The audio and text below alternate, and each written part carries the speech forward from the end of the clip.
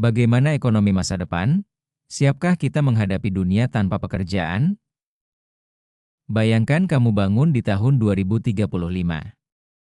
Matahari pagi menyinari kota yang tampak semakin modern. Gedung-gedung menjulang, dipenuhi layar digital yang menampilkan iklan bergerak, grafik saham, dan informasi cuaca real-time. Jalan raya ramai, tapi terasa sunyi dari hiruk-pikuk manusia. Kendaraan melaju sendiri tanpa supir, saling berkomunikasi lewat sistem autopilot. Di supermarket, tak ada lagi kasir yang menyapa dengan senyum. Semua pembayaran otomatis, dipindai langsung dari ponsel atau wajah. Di rumah, asisten cerdas mengatur jadwal, menulis email, merangkum laporan kerja, bahkan mengingatkan jadwal anak sekolah. Pertanyaan besar pun muncul. Jika pekerjaan manusia makin sedikit, apakah ekonomi masih tetap berputar? Jika gaji tidak lagi jadi sumber utama, bagaimana kita membeli barang dan jasa? Dan, yang lebih penting, bagaimana nasib keluarga kita, masa depan anak-anak kita? Sebelum lanjut, jangan lupa like dan subscribe channel ini agar tidak ketinggalan video menarik selanjutnya. Kenyataannya, gelombang perubahan ini tidak datang tiba-tiba. Prosesnya sudah berjalan bertahun-tahun. Kita sudah melihat pabrik menjadi otomatis dengan mesin dan robot, bank beralih ke digital banking, dan layanan pelanggan bergeser ke chatbot. Perbedaannya sekarang adalah kecerdasan buatan tidak hanya mampu menghitung atau mengikuti instruksi sederhana. Ia sudah bisa memahami bahasa manusia, mencipta teks, gambar, musik, bahkan kode pemrograman. Dengan kata lain, bukan hanya pekerjaan fisik yang terdampak, tetapi juga pekerjaan kantoran dan kreatif yang dulu dianggap aman. Namun, jangan salah paham. Sangat sedikit pekerjaan yang benar-benar lenyap total. Yang lebih sering terjadi adalah isi pekerjaan bergeser. Tugas-tugas repetitif diambil alih mesin, sementara manusia harus fokus pada kreativitas, empati, etika, dan pengambilan keputusan kompleks. Mari kita lihat gambaran datanya. Di banyak negara, porsi pekerjaan yang terpapar teknologi canggih cukup besar. Laporan internasional menunjukkan bahwa sekitar 40% pekerjaan di seluruh dunia berpotensi terdampak oleh AI. Di negara maju, angkanya bisa mencapai 60%, terutama pekerjaan yang berbasis kognitif. Sementara di negara berkembang, dampaknya datang lebih banyak dari sisi harga, produktivitas, dan model bisnis baru berbasis platform digital. Perusahaan-perusahaan besar mengakui bahwa mereka mempercepat adopsi AI. Lebih dari 70% perusahaan global menyatakan sudah atau akan segera mengintegrasikan AI dalam proses bisnis mereka. Namun, yang menarik, sekitar setengah dari mereka juga percaya AI akan menciptakan peran baru: analis data, prompt engineer, tutor digital, pengelola etika AI, dan banyak lagi. Di kawasan Asia Timur dan Pasifik, termasuk Indonesia, data beberapa tahun terakhir menunjukkan bahwa teknologi tidak selalu menghapus pekerjaan. Justru ada penciptaan pekerjaan bersih, meski manfaatnya tidak merata. Mereka yang terampil, berpendidikan, dan memiliki akses ke perangkat digital melesat lebih cepat. Sementara mereka yang hanya bergantung pada keterampilan rutin, terutama di sektor informal, cenderung tertinggal. Inilah yang disebut sebagai tantangan kesenjangan keterampilan.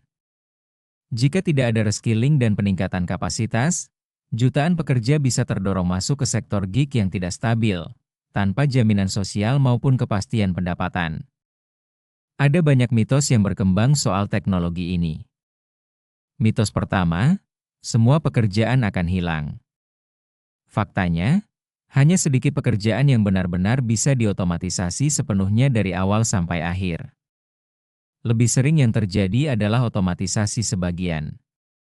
AI mengambil alih bagian repetitif, sementara manusia tetap dibutuhkan untuk hal-hal kreatif, sosial, dan yang membutuhkan judgement moral. Mitos kedua, AI hanya mengancam buruh pabrik. Faktanya, gelombang ini justru menyentuh kantor-kantor. Pekerjaan seperti administrasi, entry data, layanan pelanggan, hingga analisis dasar ikut terdampak. Mitos ketiga, AI pasti menurunkan upah semua orang. Faktanya, dampaknya beragam. Beberapa peran justru naik upahnya karena produktivitas meningkat. Sementara yang tugasnya mudah digantikan memang tertekan, kecuali mereka mau dan mampu meningkatkan keterampilan. Sekarang kita bayangkan 4 skenario masa depan. Pertama, skenario buruk atau race to the bottom. Perusahaan mengadopsi AI tanpa reskilling massal. Akibatnya, pengangguran friksional meningkat tajam, kesenjangan melebar, monopoli digital menguat, dan keresahan sosial muncul. Kedua, skenario dual economy. Kota-kota besar berkembang pesat dengan fintech, health, dan manufaktur pintar. Tapi daerah tertinggal masih mengandalkan komoditas mentah. Banyak pekerja akhirnya masuk ke pekerjaan gig yang tidak stabil. Ketiga, skenario augmented worker. AI digunakan sebagai kopilot universal. Di sekolah, guru dan siswa terbantu oleh tutor adaptif. Di kantor, AI membantu riset, menulis, dan analisis, sementara manusia fokus ke strategi dan hubungan sosial. UMKM naik kelas lewat pemasaran digital dan otomasi ringan. Dan keempat, skenario terbaik, prosperity with purpose. Pemerintah membuat kebijakan yang pro pekerja, insentif untuk adopsi AI yang menciptakan nilai tambah lokal, jaring pengaman sosial yang kuat, dan pajak yang adil untuk ekonomi digital. Inovasi diarahkan untuk menyelesaikan masalah nyata, kesehatan, pendidikan, energi, pangan. Sekarang mari kita zoom in ke Indonesia. Sektor manufaktur akan berubah cepat. Lini produksi akan semakin otomatis, quality control menggunakan fisik komputer, dan rantai pasok terkoneksi real-time. Di retail dan logistik, kasir otomatis, gudang pintar, dan personalisasi promosi berbasis data akan menjadi standar. Di sektor keuangan, layanan pelanggan 24 jam akan ditangani AI, analitik risiko semakin akurat, dan deteksi fraud semakin cepat. Di bidang kesehatan, dokter akan terbantu AI dalam mendiagnosis penyakit, membaca hasil radiologi, dan memberikan rekomendasi pengobatan. Guru akan terbantu tutor digital yang mampu menyesuaikan materi sesuai kemampuan siswa. Di sektor kreatif, konten bisa diproduksi cepat, tapi orisinalitas, ide segar, dan kurasi akan menjadi penentu nilai. Namun tantangannya tidak kecil. Pertama, kesenjangan keterampilan. Literasi data, bahasa Inggris, berpikir kritis, dan komunikasi masih menjadi hambatan bagi banyak pekerja. Kedua, infrastruktur digital belum merata. Di luar kota besar, akses internet stabil dan perangkat modern masih terbatas. Ketiga, ketimpangan antara pekerja formal dan informal makin lebar. Banyak pekerja gig tidak punya jaminan kesehatan, pensiun, atau perlindungan hukum. Meski begitu, peluangnya sangat besar. Pertama, ekspor jasa digital.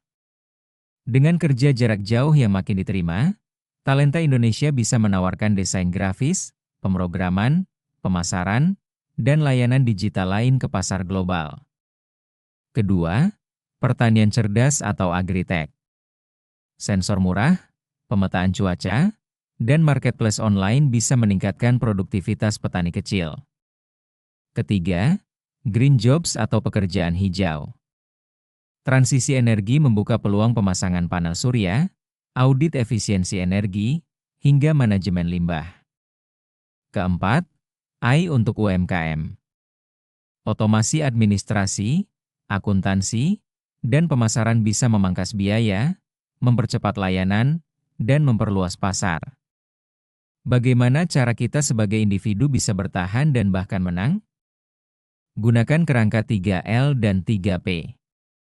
3L adalah literate, leverage, dan launch. Literate berarti melek AI dan data. Tidak perlu jadi ilmuwan, tapi harus paham kemampuan dan keterbatasan AI. Leverage berarti gunakan AI untuk meningkatkan produktivitas. Biarkan AI mengurus hal repetitif, sementara kita fokus ke strategi. Launch berarti luncurkan karya nyata, portofolio, produk digital, jasa online. Belajar sambil menjual. 3P adalah people, proof, dan protection. People berarti membangun jaringan. Kolaborasi dengan berbagai orang dari berbagai bidang.